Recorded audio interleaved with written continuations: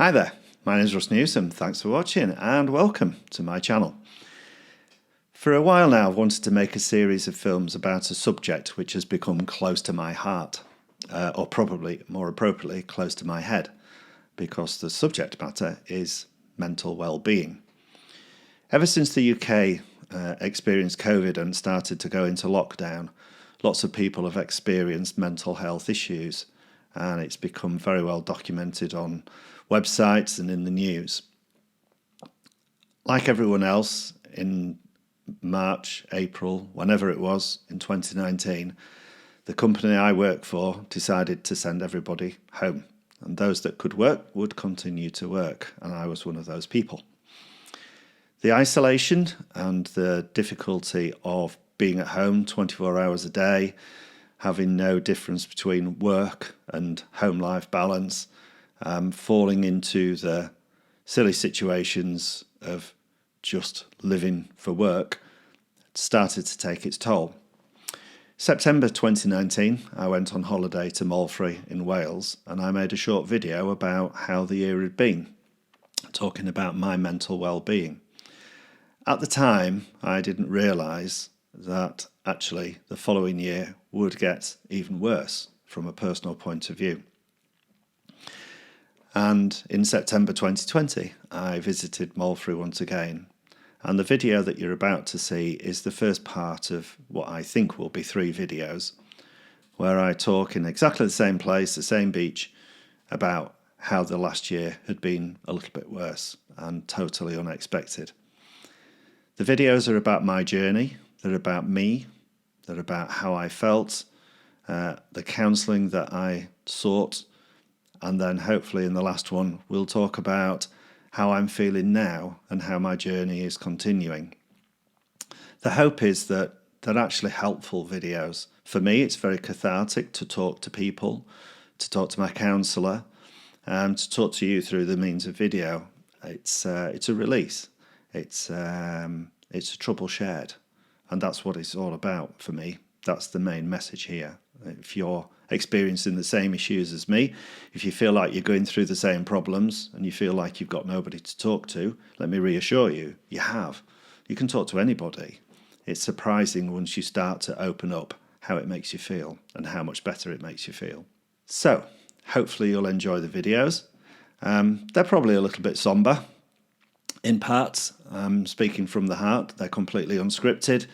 It's probably not the most entertaining of videos, but I hope that they will in some part or some way be helpful to you, whoever you are. If you are going through problems, pass comment, say hello below, seek advice, get professional help, talk to somebody. They're all good things. Believe me, it took me a long time to acknowledge that I was in a dark place. And once I did acknowledge it, it took me a while before I actually took some action. And I am so happy and grateful that I did take action. I'm also very happy and grateful that I was able to share with other people in the family and at work. And the response has been fantastic. It's been amazing. And without that support, without those people, and those mechanisms and the learnings that I'm learning from counselling, I wouldn't be where I am now, and I wouldn't be in a much better place. So, I'll shut up, but I will start talking again in a few minutes as the video unwinds. I hope you find them helpful. I will see you again, hopefully. Thank you for watching.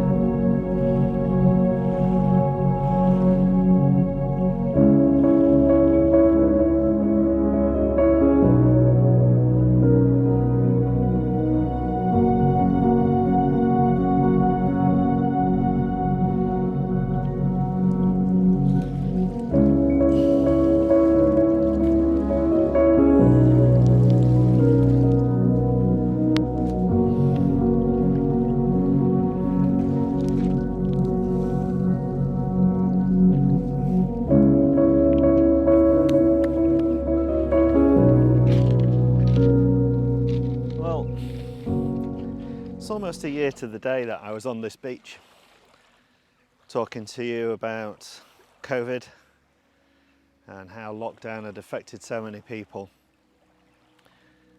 and the influences of working from home and being isolated from other people, family, friends, work colleagues, and all the pressures that everything brought. And September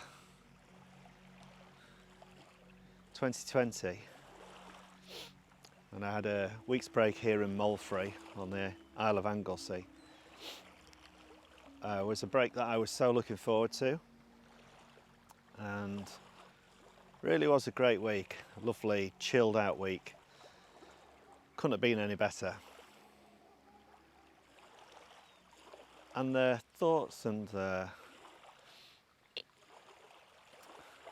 memories that I had of that year that I talked about on camera on this very beach, I was incredibly positive about how it had been a tough year, but we were coming out of things and how things would change. And that didn't happen. Didn't happen for me. And it's a strange thing to look back on and think, stood here on this beach talking about those problems, talking about all my feelings and looking forward to big change, that actually it got worse. And if I'd have known then that it was going to be harder than it had been for the previous year, maybe I'd have got prepared for it better. Maybe I'd have taken some action. But you don't have foresight, you have hindsight. And we could have done things differently. We might not have fallen into that big abyss, but we're doing something about it now. So, as boring as this might be, it's cathartic for me, it's therapy to talk about it, but it's also important that I talk about it for other people, so that people can learn, people can understand. And if you've got a few minutes, just listen to me. Let's have a chat. I'll tell you about the things that have gone through my head in the last year, the experiences that I've had, and what I'm going through now, particularly with counselling, which is very strange, not straightforward, but is really making me think. And it's making me find the answers for myself, with a few little lessons here and there and a few little tools to help us along the way. So let's find somewhere else to sit, get some of this beautiful sunshine in my face, make myself comfortable, and show you a few more sights and sounds of Moelfre, which is really helping me this year, more so than I think it did last year. It came just at the right time for me. Okay, let's enjoy the scenery.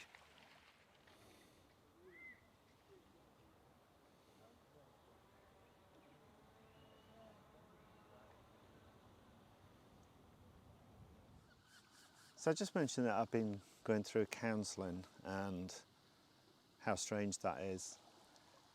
Counselling came about because I'd spoken to a few people at work, shared a few home truths, a few personal things. Not something that I do regularly, not even at home. I share most things, I'm a fairly open book.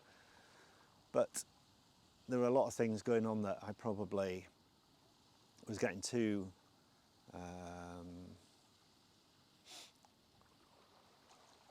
too caught up in, I think is the right phrase. It's, things that really were taking over my life and they really shouldn't have done. Because I was becoming, almost like besotted with various things and getting caught up in it all and really not seeing other opportunities, seeing the right work-life balance, not divorcing the difference, not divorcing the time between work and home life.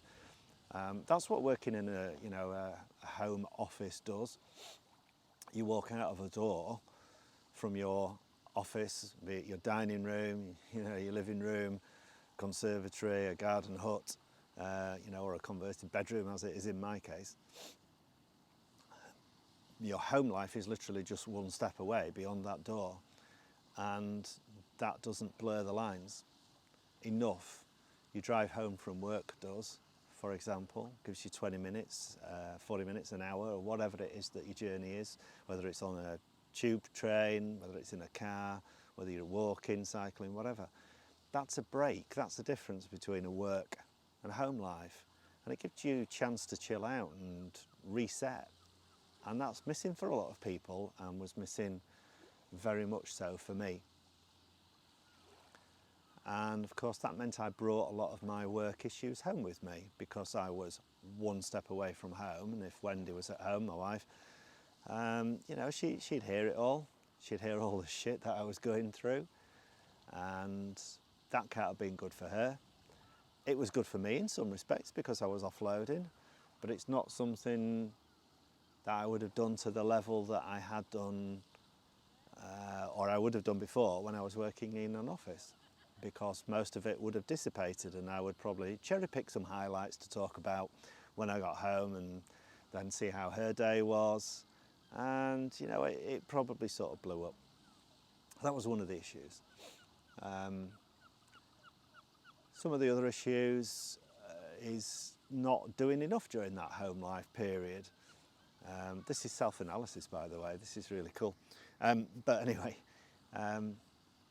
not being able to go out because of COVID, having a bit of a fear about catching COVID, not going to all the usual rugby games, not going out for a meal, not going out to gigs, at Leeds Arena. These are massive things that you miss. And whilst you probably realise that you miss them, immediately, then a new norm starts to kick in, and you're not going out, and you're not enjoying life. You're not enjoying yourself, and you're therefore not enjoying life. And, through times of depression, which I've had, everything feels 10 times worse. And this snuck up on me, but in a different way. It was different to depression. This was more stress and anxiety, and that's how it started to work out. Over a period of time, I realised that actually I wasn't enjoying work as much. I was becoming anxious about work. I was becoming anxious being on calls, doing meetings, doing presentations, and trying to work at 1,000,000 miles an hour every day. And this is a different thing. This is not the working from home aspect, but because you are working from home, you are not getting those natural breaks. You can quite easily sit at the desk all day long and realise that hours have gone past you by, and suddenly the end of the day is dawning on you, and you've worked damn hard. And part of that's ingrained into me from my mum, from my dad. Work hard, you get your rewards, but you can't work at 110% all the time. You can't work at 1,000,000 miles an hour all the time. You can't answer every email instantly. You provide a good service, even if you're running at 80%, even if you're running at 70%. There's a maximum to the day.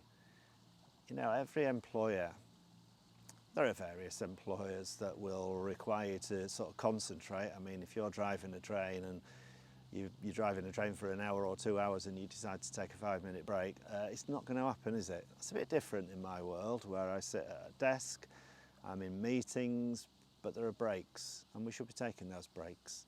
And that employer would not expect me to work 100% every single day. They expect quality, and that's what you aim to give, right? Some quality back. So there's lots of things I could probably talk about, and I think this video will probably take place over a few days in different situations, different locations. But what was a great revelation this year for me was recognising, with the help of others, that things were definitely not right. Russell wasn't his usual self, his usual happy self. There's smiles on the face. You know, Russell's always got a laugh and a joke, but it was absolutely hiding a multitude of sins. And, you know, once that started to come out, and, you know, I recognised that, then you can start to learn how to deal with things, and you can start to heal, and you can start to take steps forward, right? And if this video sort of breaks up into this scene back here, another scene somewhere else, another scene somewhere else, back here, because I edit and cut and try and get the right things and the right tempo of message across and the right sequence, then so be it, okay? It won't be the world's best video, but it'll be a great video if it starts to get messages across. I'll probably repeat things because I haven't scripted this, it's all off the cuff. I haven't got cuffs on here and there's no writing on. But yeah, the smile disappeared. The true smile disappeared, and the fake smile was on. The one that was like, yeah, Russell's here, hey, we can have a laugh. And then as soon as that, you know, was over, the video links were cut on meetings or the phone went down. You know, it was, whoa, back to some crazy world that I was living. And there were signs, there were real signs that this wasn't a happy place for Russell. You know, Teams, Microsoft Teams, loads of messages coming through, phone calls, emails, all arriving at that same time, you know, just bang, bang, bang on the desk, landing on the desk. And twice, I actually screamed out loud. It's a good job Wendy wasn't home. Funny enough, I didn't swear, I just screamed out loud the fact that all of this was just banging on me all the time.